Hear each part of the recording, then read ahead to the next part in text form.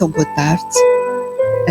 Sejam bem-vindos uma vez mais à Fraternidade Espírita Cristã, a este que é o nosso lar espiritual e que nesta fase de pandemia se estende aos lares de todos os nossos irmãos, companheiros, amigos, que a distâncias físicas significativas nos acompanham, participando do estudo da doutrina espírita com o mesmo empenho, com a mesma dedicação, com o mesmo carinho com que o fazem quando as portas do centro, as portas físicas, se abrem para acolher a todos.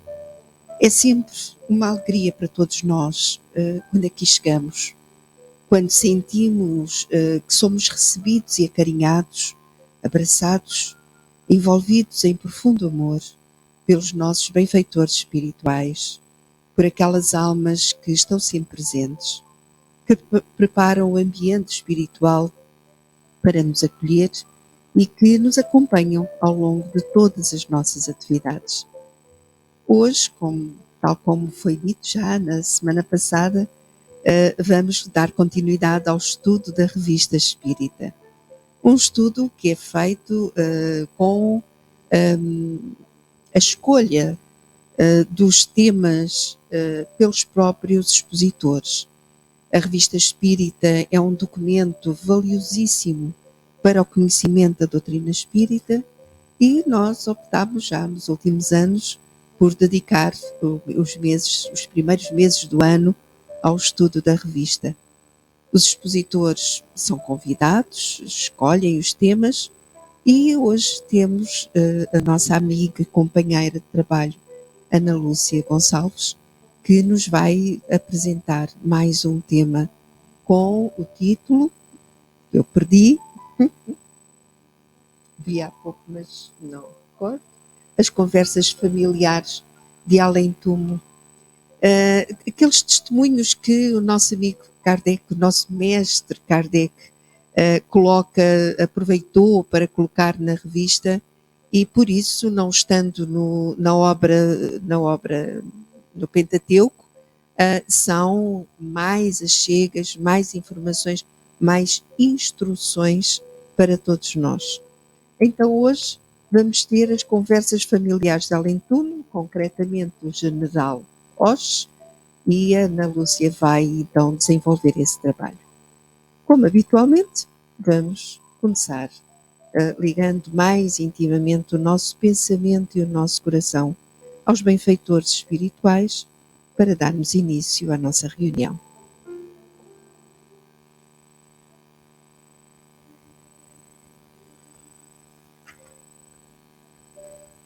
Esperar em Cristo. Se esperamos em Cristo, só nesta vida, somos os mais miseráveis de todos os homens. 1 Coríntios 15, 19. O exame do versículo fornece ao estudioso explicações muito claras. É natural confiar em Cristo e aguardar nele, mas que dizer da angústia da alma atormentada, no círculo de cuidados terrestres, esperando egoisticamente que Jesus lhe venha satisfazer os caprichos imediatos? Seria razoável contar com o Senhor tão só nas expressões passageiras da vida fragmentária? É indispensável descobrir a grandeza do conceito de vida, sem confundi-lo com uma vida. Existir não é viajar da zona de infância, com escalas pela juventude, madureza e velhice, até ao ponto da morte.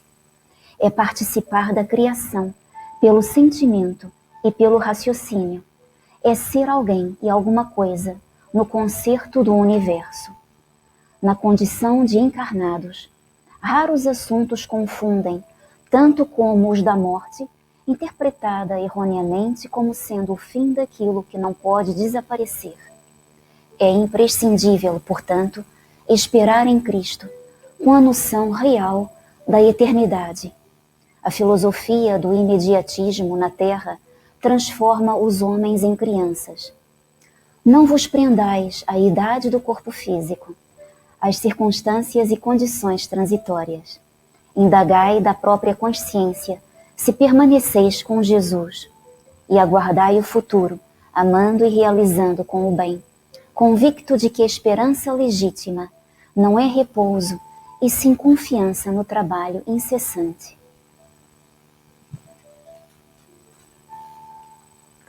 Amado Mestre, aqui estamos uma vez mais reunidos em Teu nome, rogando as bênçãos de amor e paz das almas amigas e generosas que desde a primeira hora trabalham conosco. Queremos rogar-te, Senhor, a possibilidade de todos nós, em profunda sintonia com esses amigos espirituais, aprendermos um pouco mais dessa doutrina que nos enviaste e que nos deste a oportunidade de conhecer para valorizarmos a vida, entendermos a vida, entendermos a razão da existência, a razão das dores, a razão da aflição, a razão de todas as oportunidades que se colocam na nossa vida para podermos caminhar com mais segurança, para cumprirmos na Terra os compromissos assumidos para esta reencarnação. Rogamos-te, Senhor, que essas bênçãos espirituais que nos envias, derramas sobre todos nós, possam também estender-se a todos os nossos irmãos que a partir dos seus lares nos acompanham, estudando igualmente a doutrina espírita. Mas igualmente te rogamos que essas mesmas bênçãos envolvam todos os nossos irmãos que na condição de espíritos desencarnados fazem parte desta reunião, desta imensa Assembleia. Inspira-nos, Senhor, ampara-nos, envolve-nos na Tua paz e que todos saibamos aproveitar a oportunidade de aqui nos encontrarmos, conhecendo a doutrina, estudando a doutrina, para podermos viver de acordo com todos os ensinamentos que lemos. Que a Tua paz permaneça nos nossos corações, nas nossas mentes, permaneça neste lar.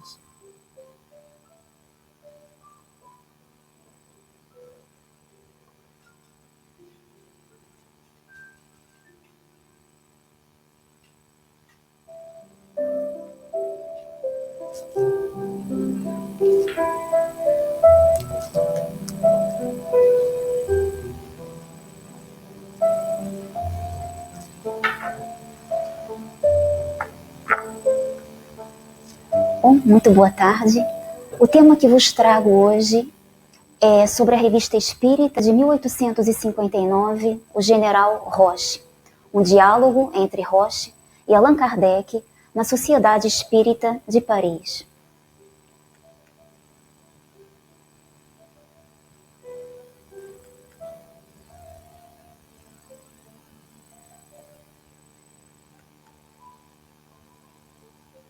A revista de 1859 em revista. Antes de iniciar propriamente o tema, eu gostaria de vos apresentar o que acontecia no ano de 1859, quando Allan Kardec publicou a revista. Foi um ano marcado por acontecimentos muito importantes e que marcaram a história da humanidade. Eu vou mencionar apenas alguns desses acontecimentos políticos, socioculturais, muito importantes. Nascimento de Arthur Conan Doyle. Nasceu em 1859, em maio de 1859. Allan Kardec publicou a revista a obra O que é o Espiritismo, em 1859, em junho de 1859. Darwin publicou A Origem das Espécies, em 1859. O início da construção do Canal de Suez foi em 1859 também. George Boole inventou o cálculo binário, sendo considerado um dos precursores da informática. E em 1859 acontecia a Segunda Guerra de Independência Italiana. e vai ser muito importante nesse diálogo, porque essa guerra vai aparecer no diálogo entre Allan Kardec e Roche. Louis Lézéré Roche foi um dos generais mais destacados da França revolucionária. Ele nasceu em 1768 em Versalhes e morreu em 1797 em Wetzlar, no estado de Hessen, na Itália. Nasceu no século XVIII, o século que marcou a história da humanidade. Os ideais iluministas propagaram-se entre os intelectuais da época, Voltaire, Rousseau, Diderot, Montesquieu, e as ideias iluministas propagaram-se por toda a Europa. Este movimento filosófico e intelectual veio influenciar toda a humanidade e defendia valores humanistas como a liberdade, a fraternidade, o progresso, a tolerância religiosa e a separação entre a Igreja e o Estado. Órfão de mãe, foi criado com a ajuda de uma tia. O seu pai solicitou a essa familiar que ajudasse a criar Louis Lézéré Roche. De origem muito humilde, desde muito cedo ele começou a trabalhar. E desde muito cedo também começou-lhe a despertar um interesse muito grande pela leitura. Tanto é que sempre que ele podia, ele comprava livros, particularmente de Voltaire e Rousseau. Lá está, os ideais iluministas. Ele orientava a sua vida trabalhando durante o dia e durante a noite estudava. E conseguiu organizar uma biblioteca, tal era o seu interesse pela leitura. Iniciou a carreira militar aos 16 anos, embora muitos autores digam que terá sido aos 20 anos, na Guarda Nacional Francesa, onde, por seu bom comportamento, chegou ao posto de sargento, tendo granjeado a estima de seus chefes. Recordemos que a Revolução Francesa... antes disso, uma coisa muito interessante. Eu encontrei na internet uma revista muito antiga que faz uma compilação de revistas antigas do século XIX. E esta revista chama-se Revista Popular do Rio de Janeiro e que contém uma série de artigos entre 1859 e 1862. E eu trouxe alguns destaques da revista porque eu achei muito interessante, porque no século XIX escrevia-se também, como é óbvio, de uma maneira um pouco diferente. Ofício com 2 L's, ano, vamos ver posteriormente, ano com 2 N's, Paris com Z, herói com E no fim, e eu achei muito interessante. Tinha tal desejo de instruir-se que, diz a história, nas horas que o serviço militar o deixava livre, trabalhava pelo ofício de alfaiate, tendo a fim de ter com que comprar livros. No fraco posto de sargento, surpreendeu a terrível Revolução de 1791, que veio revelar o gênio de mais um herói. Tornou-se perito na arte militar, corajoso, determinado, alcançou notáveis vitórias no período da França revolucionária.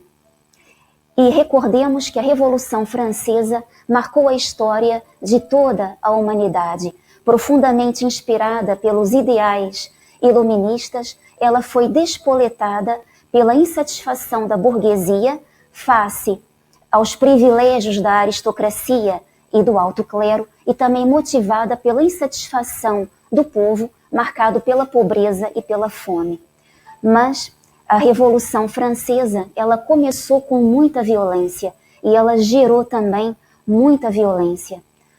A Revolução Francesa foi palco de histórias muito tristes, de acontecimentos muito tristes. Por exemplo, reza a história que a Revolução Francesa ela foi dividida em 3 períodos. E um destes períodos foi chamado de o período do terror, em que, nessa altura, existiu o uso indiscriminado da guilhotina. Por tudo e por nada, permitam, as cabeças rolavam. Nessa altura, que foi o período da Convenção, a França era liderada pelos jacobinos, que eram muito radicais e eram liderados por Robespierre. Foi um período muito marcante e muito triste. O próprio rei Luís XVI e a sua esposa Maria Antonieta, eles foram executados em 1793.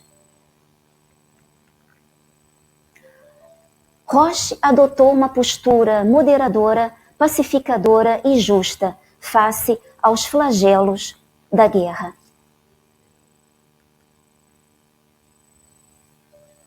Acontecimentos importantes marcaram a Revolução Francesa. Eu resolvi colocar aquele pelo lado positivo, que foi a Declaração dos Direitos do Homem e do Cidadão em 1789, que definia os direitos individuais e coletivos dos homens como sendo direitos universais. Contemporâneo de Napoleão Bonaparte, Louis Lézéré Roche cumpriu a tarefa de preservar com integridade interna e externa o território francês. Mas isso foi uma tarefa muito difícil, preservar a integridade interna e externa do território francês, não apenas para Louis Lézéré Roche, mas para todos os generais que estavam a cumprir o seu serviço durante a Revolução Francesa. Porque, como eu tinha mencionado, essa revolução começou com muita violência e gerou muita violência. As monarquias europeias, elas não olhavam para a França com bons olhos, pois elas receavam que os ideais iluministas se propagassem pelo resto da Europa, e efetivamente propagaram-se. Ao longo da Revolução Francesa, as monarquias europeias, elas formaram coligações, organizando campanhas militares de invasão ao território francês por terra e por mar. Mas também, por outro lado, existiam muitos franceses que eram contrários aos ideais de liberdade, igualdade e fraternidade. Eles queriam somente viver o seu dia a dia, trabalhar, usufruir da vivência em família. E isso fez também com que se desencadeasse na França uma série de guerras civis internas.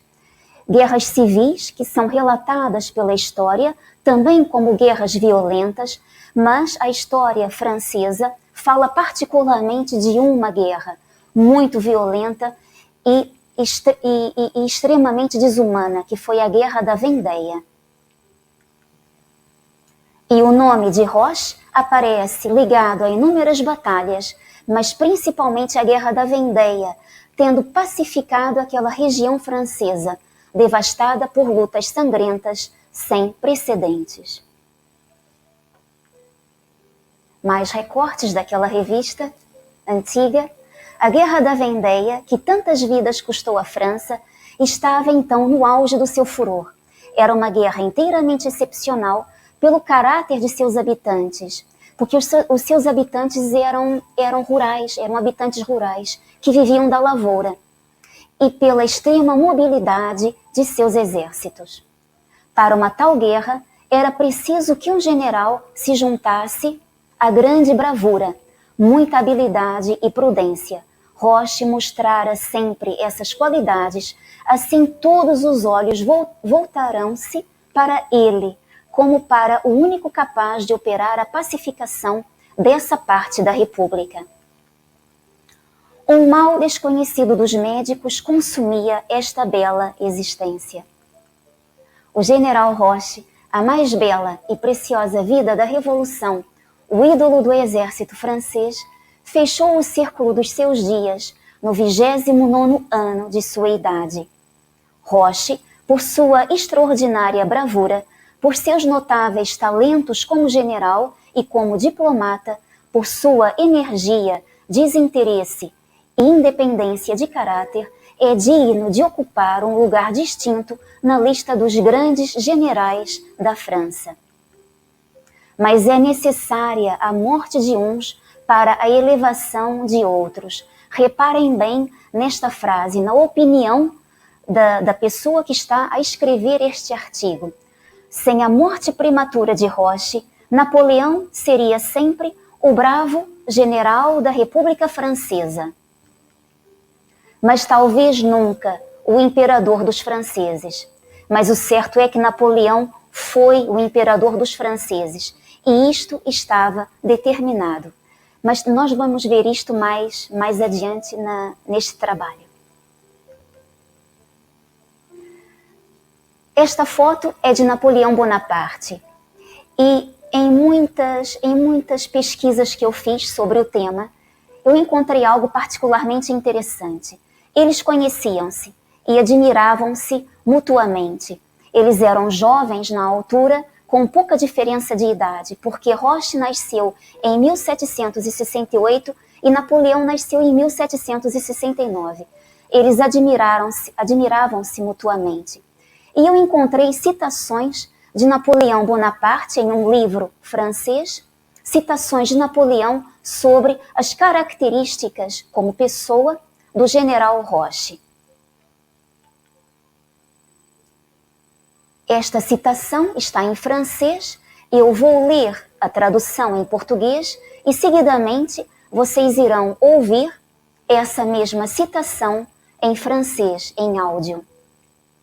Por ocasião da Guerra da Vendéia, o general Roche justificou por sua conduta, nesta infeliz circunstância, a estima de todas as partes.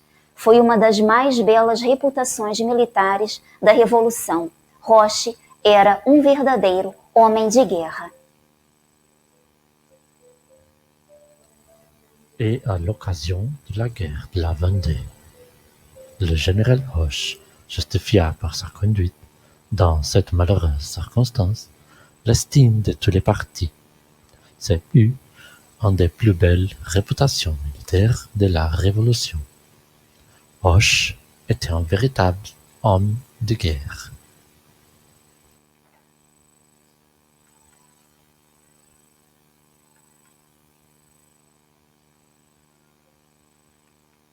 Houve aqui um probleminha. Não anda para frente. Já está. Agora, por ocasião da expedição da Irlanda, que foi uma expedição também que foi feita durante a Revolução Francesa. Roche foi um dos primeiros generais franceses. Ele era corajoso, inteligente, cheio de talento, determinação e perspicácia. Ele também era ambicioso. Ele estava acostumado à guerra civil. Ele havia pacificado a Vendéia. Linda figura, no sentido de belo porte e muito talento. Plein de talent, de résolution.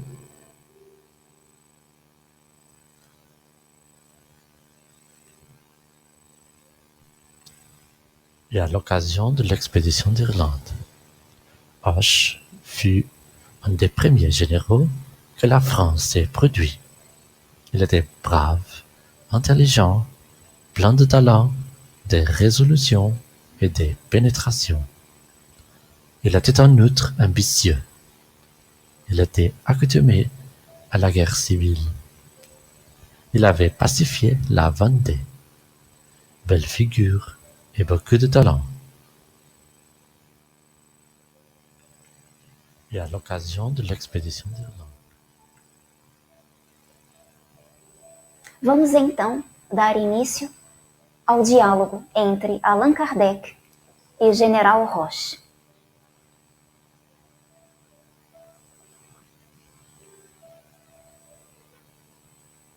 Allan Kardec faz a evocação e o espírito Roche responde. Estou convosco. Estou convosco.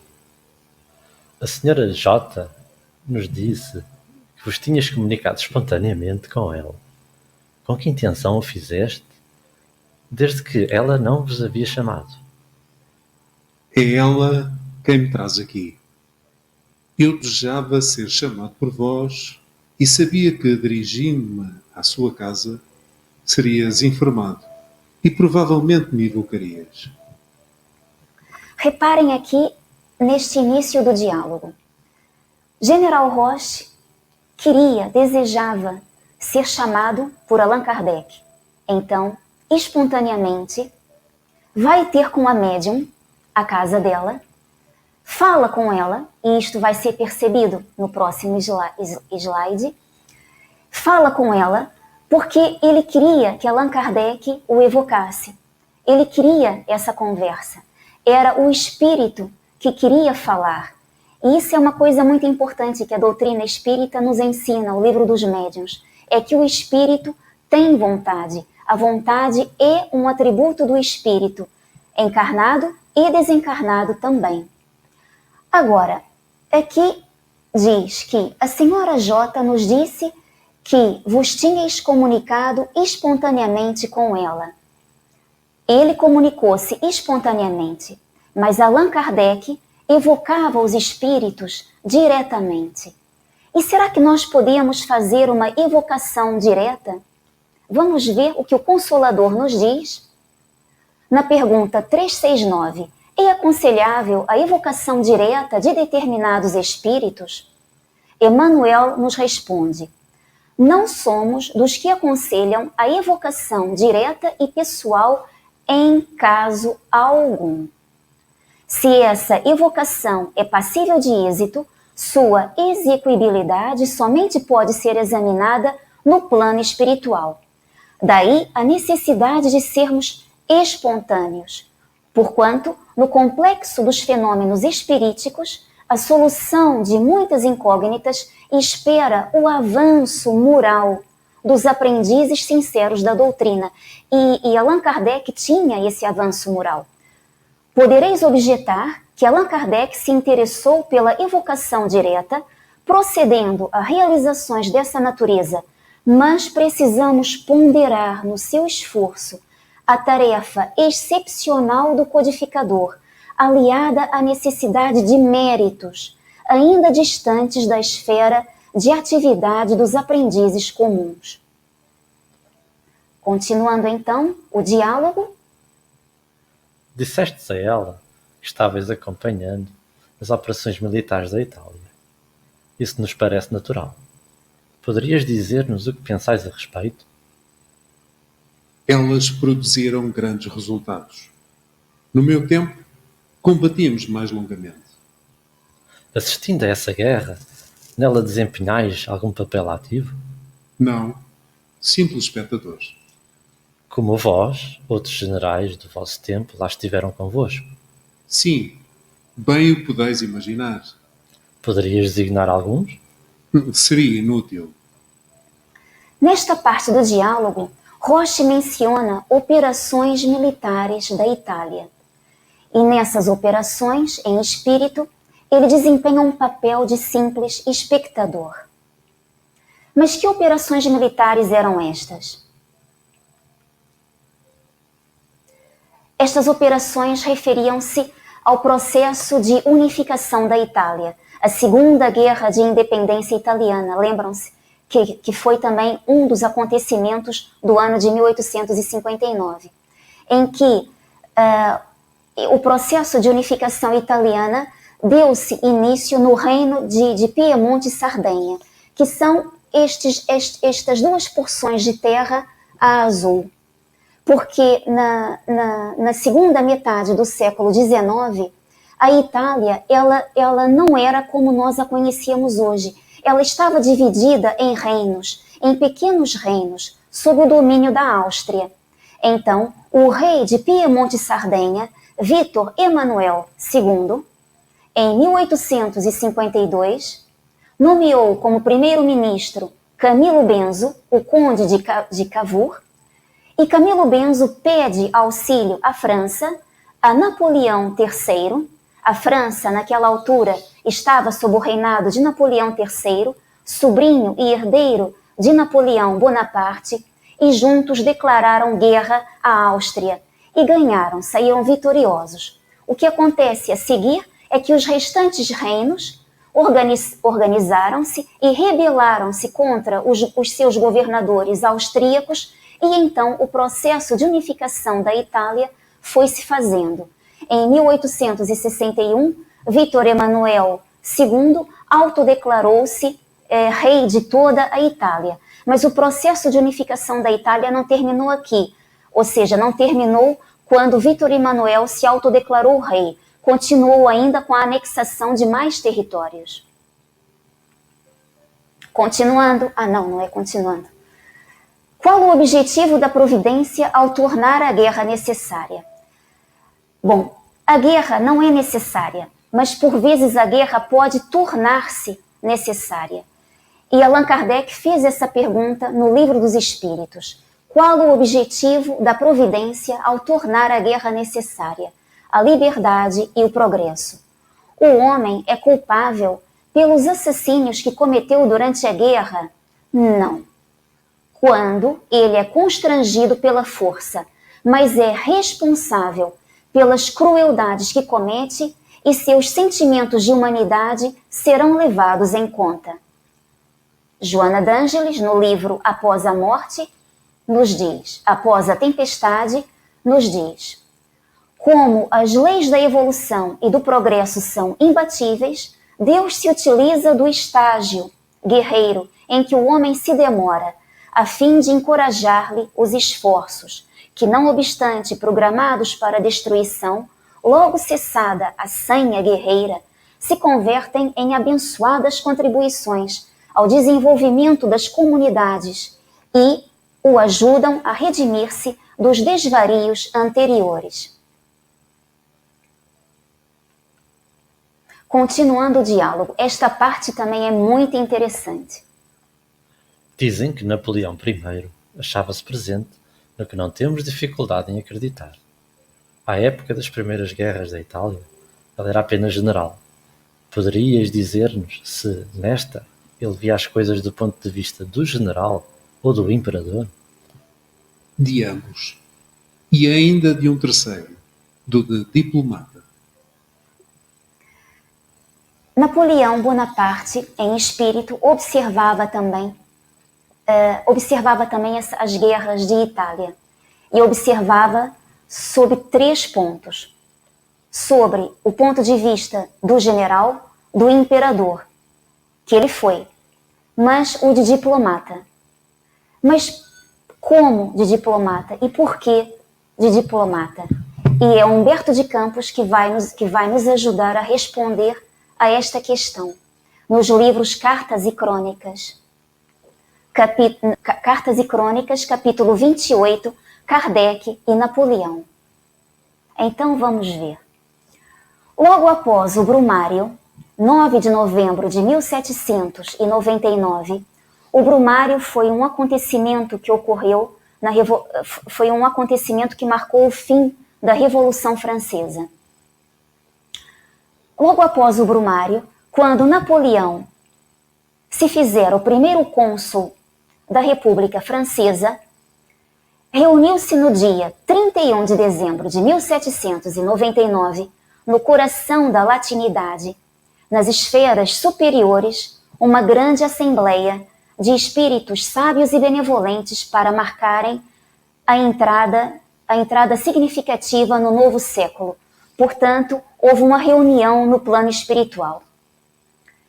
E em planos menos brilhantes, encontravam-se no recinto maravilhoso trabalhadores de ordem inferior, incluindo muitos dos ilustres guilhotinados da Revolução, quais Luís XVI, Maria Antonieta, Robespierre e grandes vultos como Voltaire e Rousseau. Mas eles não eram os únicos. Estavam presentes também antigas personalidades de Roma imperial, figuras notáveis da Espanha, gregos ilustres, israelitas famosos, sábios chineses, filósofos hindus, teólogos, budistas, continuadores de Maomé, Sócrates, Platão, Aristóteles, Hipócrates, Agostinho, Fenelon, São Luís de França, Vicente de Paulo, Cristóvão Colombo, Galileu e respeitáveis autoridades ainda reencarnadas no planeta, como Beethoven, Pestalozzi e Pio VII. Depois da palavra rápida de alguns orientadores, emergiu sob a custódia de esclarecidos mensageiros, reduzido cortejo de sombras, que pareciam estranhas e vacilantes, confrontadas com as feéricas irradiações do palácio festivo. Eram um grupo de almas ainda encarnadas, que remontavam a vida espiritual para a reafirmação de compromissos. À frente vinha Napoleão. Então, neste conclave que aconteceu, o objetivo era a reafirmação, um dos objetivos era a reafirmação dos compromissos que tantos companheiros firmaram antes de reencarnarem. Naquela altura, os clarins ressoaram. Imediatamente, uma estrada de luz projetou-se do céu, ligando-se ao castelo prodigioso, dando passagem a inúmeras estrelas resplendentes. Em alcançando o solo, estes astros se transformavam em seres humanos nimbados de claridade celestial. Um deles avultava em superioridade e beleza.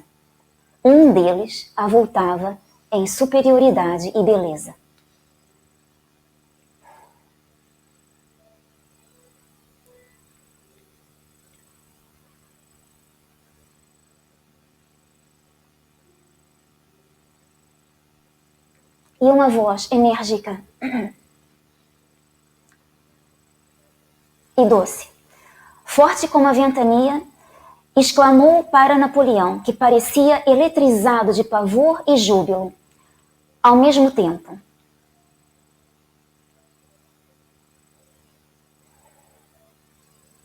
Irmão e amigo,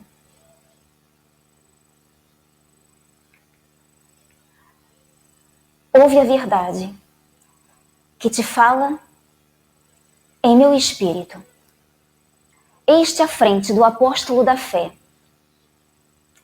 O apóstolo da fé era Allan Kardec, que descerrará para a terra atormentada um novo ciclo de conhecimento.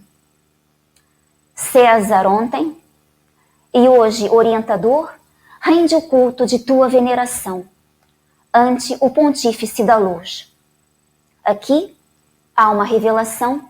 César ontem foi uma das reencarnações de Napoleão Bonaparte. Continuando, renova perante o Evangelho o compromisso de auxiliar-lhe a obra renascente. Esse era o compromisso. Não ouvides o mandato para o qual foste escolhido. Unge-te de coragem para governar sem ambição e reger sem ódio. Recorre à oração e à humildade para que te não arrojes aos precipícios da tirania e da violência.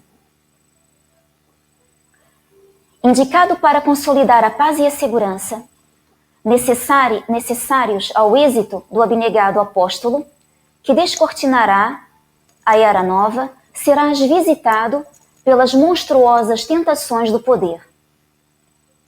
Não te fascines pela vaidade, que buscará coroar-te a fronte. Lembra-te de que o sofrimento do povo francês, perseguido pelos flagelos da guerra civil, é o preço da liberdade humana que deves defender até o sacrifício.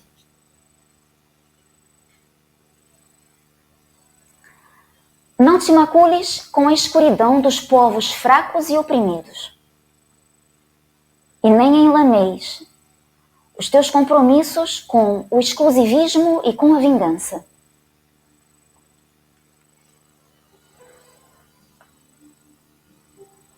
Recorda que renasceste para garantir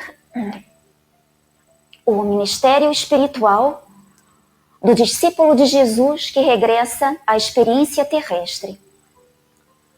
Se honrares as tuas promessas, terminarás a missão com o reconhecimento da posteridade e escalarás horizontes mais altos da vida. Mas se as tuas responsabilidades forem menosprezadas, sombrias aflições amontoar-se-ão sobre as tuas horas, que passarão a ser gemidos escuros em extenso deserto. Dentro do novo século, começaremos a preparação do terceiro milênio do cristianismo na Terra, o anúncio da doutrina espírita.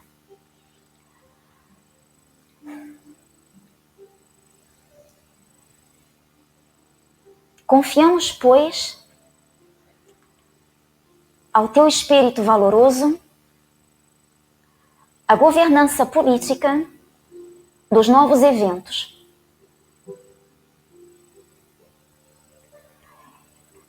E que o Senhor te abençoe.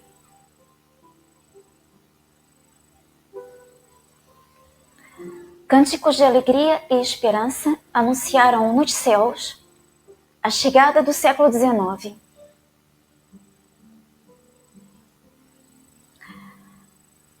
E enquanto o Espírito da Verdade, seguido por várias cortes resplandecentes, voltava para o alto, a inovidável Assembleia se dissolvia.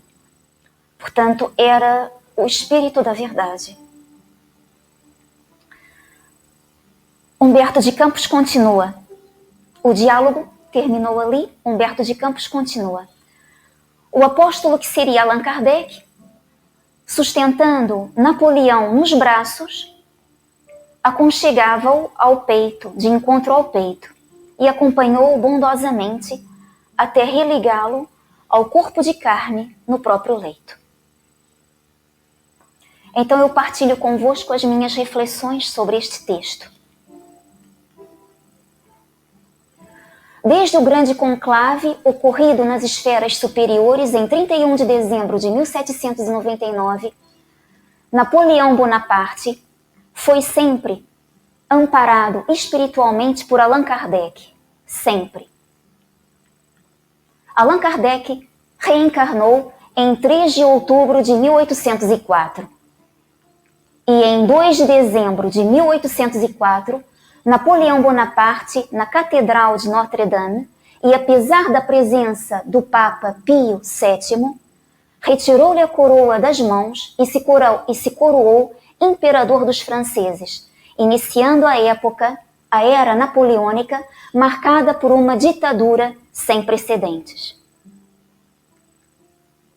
As liberdades políticas, individuais e de pensamento foram aniquiladas. Sedento de poder, extremamente focado nas invasões napoleônicas, Napoleão Bonaparte não cumpriu o compromisso assumido no plano espiritual, esquecendo a tarefa de colocar em prática os ideais da Revolução de 1789, liberdade, igualdade e fraternidade, necessários para receber Hippolyte Léon Denisard de Rivail. Napoleão foi derrotado na Batalha de Waterloo, posteriormente, e foi exilado na ilha de Santa Helena. Agora vejam bem o comentário de Humberto de Campos. Napoleão foi apressadamente situado por determinação do alto na solidão curativa de Santa Helena, onde esperou a morte. A partir do momento em que Napoleão Bonaparte foi exilado na ilha de Santa Helena, ele lá esteve até a sua morte, que foi em 1821. E Napoleão Bonaparte terá passado por padecimentos morais muito grandes ao longo desses 6 anos. Padecimentos morais esses, tão grandes, mas tão grandes, que poderão ter contribuído para que Napoleão Bonaparte, na espiritualidade e como espírito renovado, assumisse agora a tarefa de diplomata, ampliando espiritualmente as nações, zelando pelo entendimento mútuo, tentando afirmar os ideais de liberdade, igualdade e fraternidade, ideais que ele outrora tinha descurado. Muito provavelmente terá sido por isso que que Napoleão Bonaparte, ao observar as guerras militares de Itália, também observava do ponto de vista de diplomata. Enquanto Hoche acompanhava as operações militares da Itália como simples espectador, Napoleão Bonaparte, comprometido com a lei, abraçava em espírito a tarefa diplomática. Agora, pergunto eu, será que poderá existir diplomacia num combate? Eu diria que sim, pode existir diplomacia num combate, desde que haja sentimentos de humanidade no ser que está ali reencarnado no momento. Vejamos o que Allan Kardec perguntou aos espíritos superiores sobre o combate. Em uma batalha, há espíritos que assistem e amparam cada uma das forças em combate? Os espíritos respondem na questão 541 do Livro dos Espíritos, sim, e que lhes estimulam a coragem. Certos espíritos podem influenciar o general na concessão de seus planos de campanha, sem dúvida nenhuma. Os espíritos podem influenciá-lo nesse sentido, como em todas as suas ideias e planos. Continuando o diálogo. Quando vivíeis, a vossa posição hierárquica como militar era mais ou menos igual à dele. Como ele ascendeu bastante depois de vossa morte, poderias dizer-nos, como espírito, se o considerais vosso superior? Aqui reina a igualdade. O que perguntais com isso? E aqui, Allan Kardec faz uma observação. Por igualdade, sem dúvida, ele entende que os espíritos não levam em conta as distinções terrenas com as quais, de facto, pouco se preocupam e que não têm nenhum peso entre eles. A igualdade moral, porém, está longe de reinar. Entre eles, há uma hierarquia e uma subordinação baseadas nas qualidades adquiridas, e ninguém pode subtrair-se ao ascendente daqueles que são mais elevados e mais puros. Sim, é verdade. Os espíritos não levam em conta as distinções terrenas, porque Deus nos criou simples e ignorantes, e todos nós somos iguais perante Deus. Deus nos criou todos os espíritos simples e ignorantes, sem conhecimento. Deus não concedeu, portanto, superioridade natural a nenhum homem, nem pelo nascimento, nem pela morte. São todos iguais diante dele. Mas a progressão do espírito, a evolução do espírito é impulsionada num primeiro momento pela força da própria vontade, que decorre do uso do livre-arbítrio, aquinhoando-se o espírito de moralidade e intelectualidade no rumo à perfeição.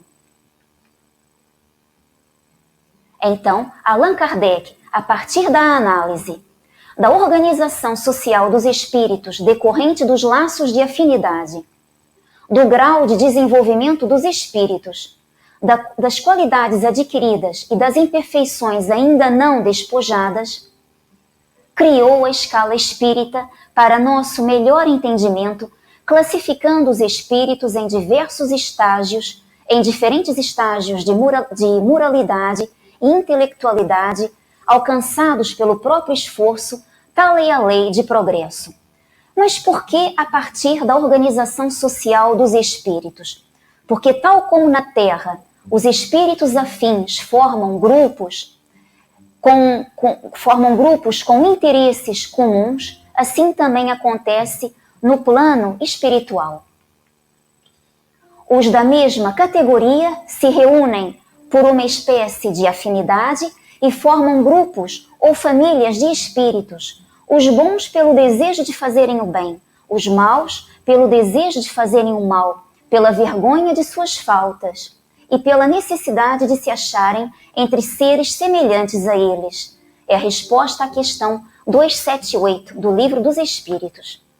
Então, na escala espírita de Allan Kardec, na primeira ordem nós temos os espíritos puros, os que chegaram à perfeição, os espíritos os espíritos puros são os espíritos de primeira ordem, os espíritos de segunda ordem são os espíritos bons, o desejo do bem é a sua preocupação, e em último grau temos os espíritos inferiores. São os espíritos imperfeitos, caracterizados pela ignorância, pelo desejo do mal e todas as más paixões que lhes retardam o avanço. Continuando o diálogo, essa parte também é muito interessante. Vossa viúva acaba de morrer. Vós reunistes a ela imediatamente? Eu a esperava. Hoje vou deixá-la. A existência me chama. Será na Terra que deveis ter uma nova existência? Não. O mundo para o qual deveis ir é-nos conhecido? Sim, Mercúrio. Do ponto de vista moral, esse mundo é superior ou inferior à Terra? Inferior. Eu o elevarei. Contribuirei para fazê-lo entrar numa nova posição. Esta parte do diálogo também é muito interessante, porque nós estamos nesta fase passando por uma transição planetária, em que nós estamos a passar do mundo de provas e expiações para um mundo de regeneração. E neste diálogo, Roche vem dizer justamente isso, que ele vai reencarnar num planeta inferior e vai contribuir para fazer com que Mercúrio entre numa nova posição. Portanto, Osh vem anunciar a transição planetária de Mercúrio.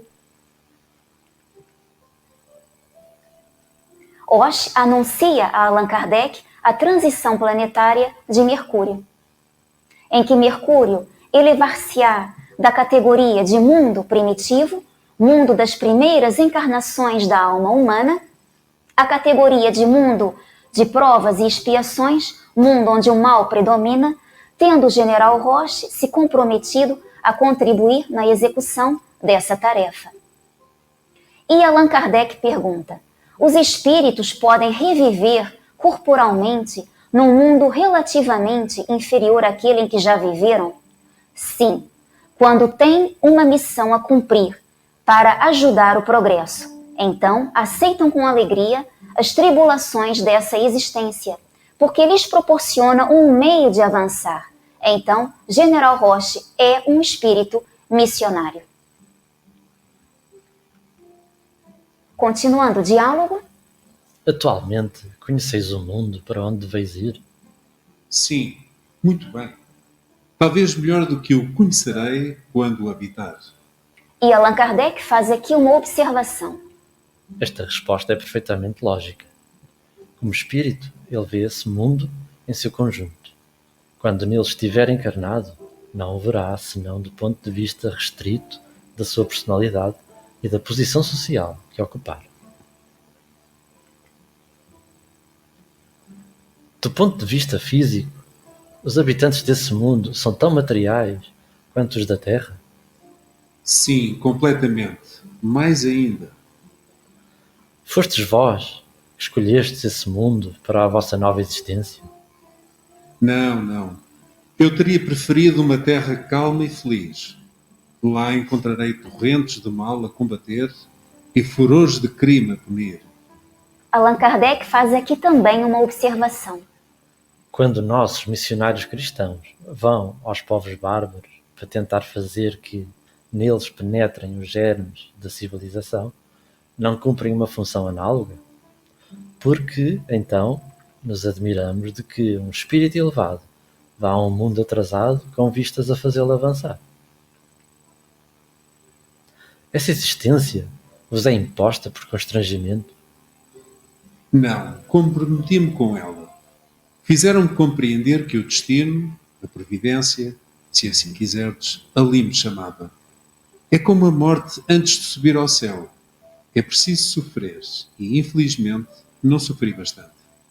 Então Allan Kardec nos vem dizer que Osh é um espírito elevado que vai fazer avançar um mundo, um planeta inferior, e ao comprometimento do general Roche nessa tarefa.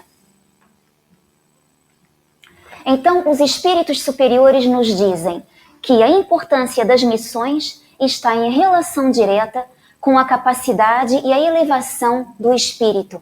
É a resposta à questão 571 do Livro dos Espíritos. Agora, sabemos pelo diálogo que o general Roche é um espírito missionário que irá reencarnar em Mercúrio. Bom, então ele é um espírito missionário que vai reencarnar em Mercúrio. Então quer-se dizer que já existe um planeamento reencarnatório. Esse planeamento já existe. Agora, esse planeamento é igual para todos os espíritos? Não. O planeamento reencarnatório não é igual para todos os espíritos reencarnantes. E André Luiz, no livro Missionários da Luz, neste caso, o livro é Missionários da Luz, mas a fala é do instrutor Alexandre.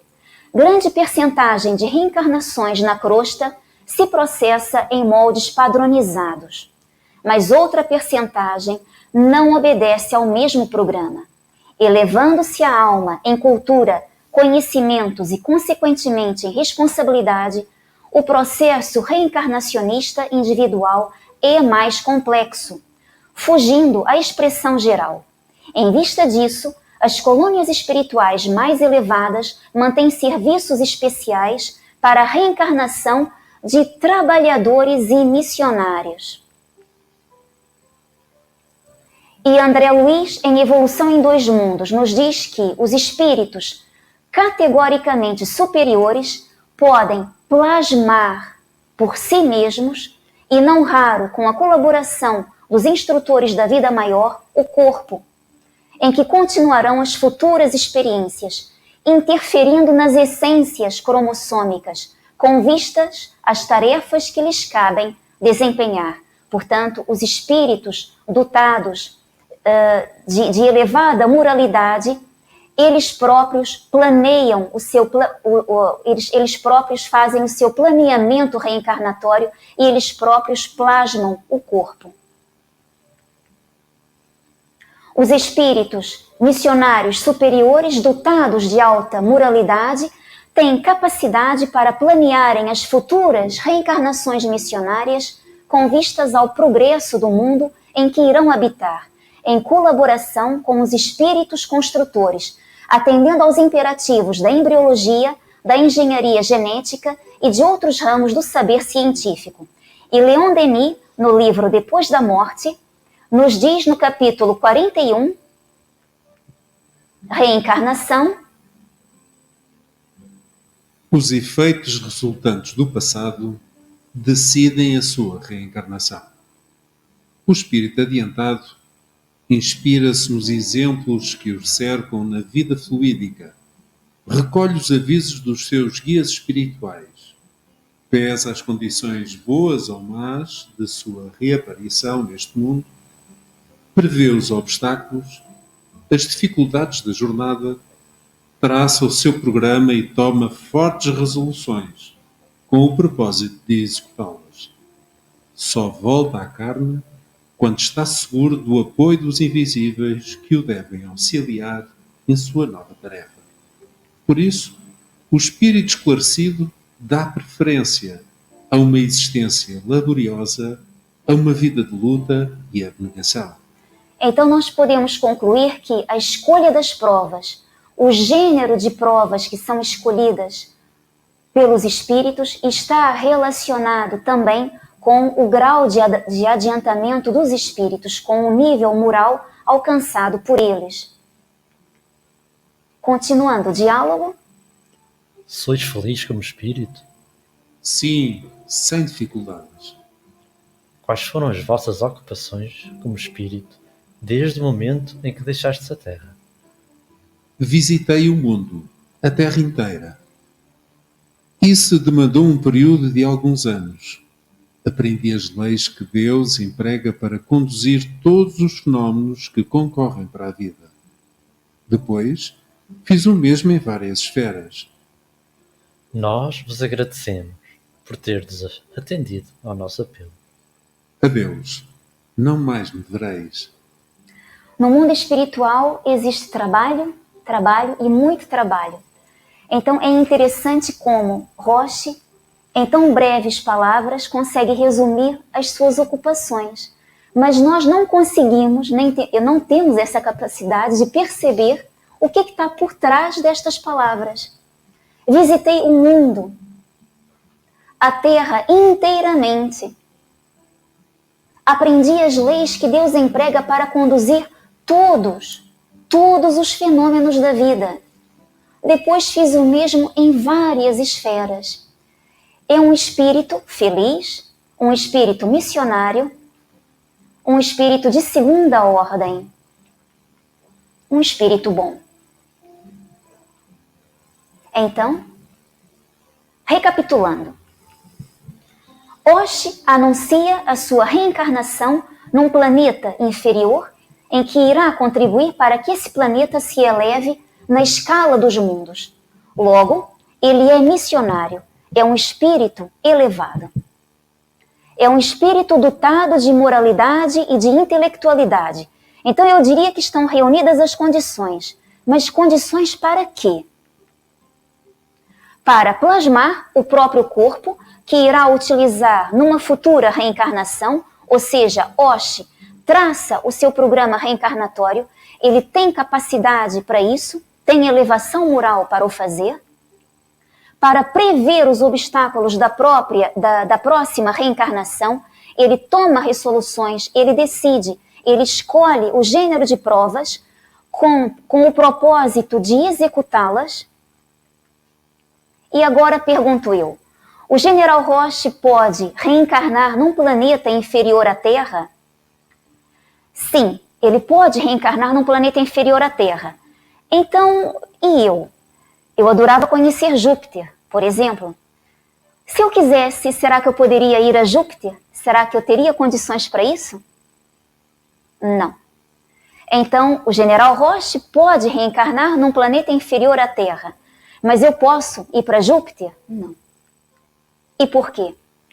Os espíritos de categoria mais elevada, e são esses, os espíritos de categoria mais elevada, podem ir a mundos inferiores e também reencarnar nesses mundos, porque a natureza quintessenciada dos seus perispíritos assim o permite.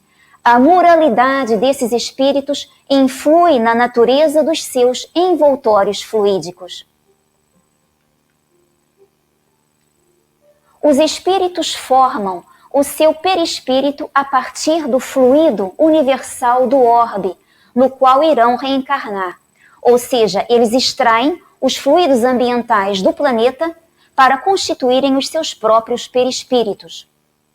Por isso, é que os espíritos superiores nos dizem na questão 94 que passando de um mundo para outro, o espírito muda de envoltório como mudais de roupa.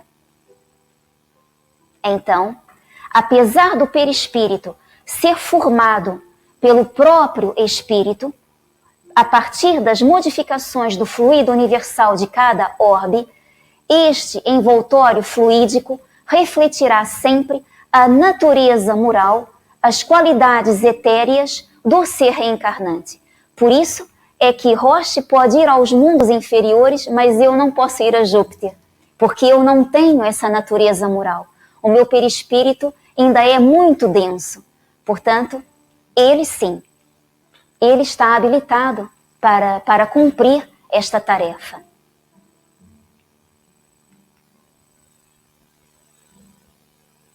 Essa foi a proposta de trabalho desta tarde. Agradeço a vossa presença e desejo a todos uma ótima semana. Muito obrigada.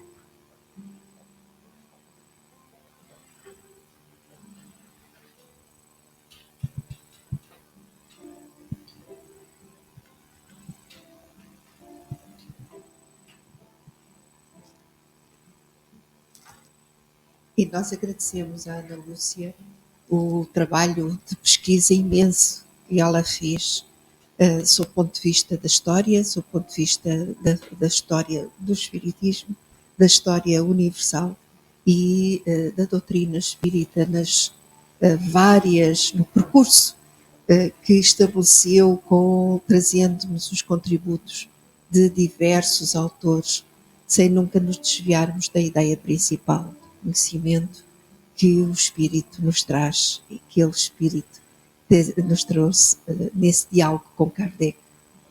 Então, chegados ao final da nossa reunião, agradecendo não só à Ana Lúcia o seu trabalho e também os dedicados espíritos reencarnados que assumiram o papel de Kardec e do general, vamos então agora agradecer aos nossos benfeitores espirituais, a esses amigos que desde a primeira hora nos acompanham, agradecer a sua presença, o seu carinho, a sua luz, as suas bênçãos de amor e paz. Agradecer a oportunidade de aqui estarmos e de refletirmos sobre o conhecimento que a doutrina espírita nos traz. Levamos desta reunião muitos e muitos elementos para refletirmos individualmente sobre o nosso papel, sobre como é tão fácil no mundo espiritual termos a lucidez de claramente definirmos, de reconhecermos as nossas necessidades e de fazermos grandes apostas dentro das nossas capacidades para cada reencarnação. E como nem todos conseguimos ser os completistas, muito poucos de nós chegamos ao final da reencarnação com a consciência de que cumprimos na totalidade todo o compromisso que assumimos.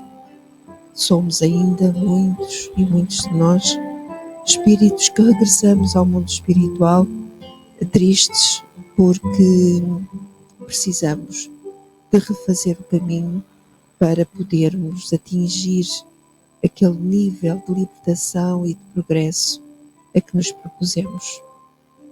Mas hoje, Senhor, estamos gratos porque estamos ainda na Terra, reencarnados, ainda com possibilidade, caso a nossa consciência nos indique que nos falta muito realizar, com a possibilidade de retificar esses caminhos enquanto reencarnados e construirmos na nossa alma esse monumento de luz, de amor, de paz, que nos trará essa serenidade e essa confiança no sentimento de vir cumprir.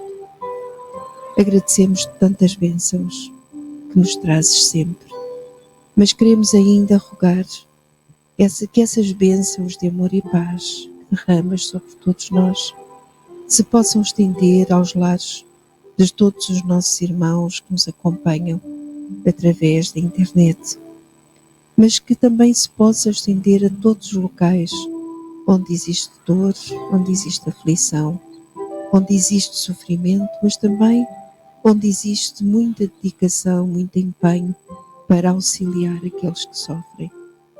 Lembramos todos aqueles que vivem momentos difíceis nesta fase da evolução que todos passamos na Terra, nesta evolução para a transformação, para o mundo de regeneração. E lembramos todos aqueles que no mundo espiritual e no mundo terreno se dedicam de modo intensivo a realizar na Terra os compromissos traçados no mundo espiritual, realizar na Terra tudo quanto o Pai espera de todos nós. Agradecemos-te, Senhor, tantas bênçãos e permite que a tua paz, que o teu amor encontre guarida permanente nos nossos corações, nas nossas mentes e se estenda a toda a humanidade, hoje e sempre. Muito obrigada.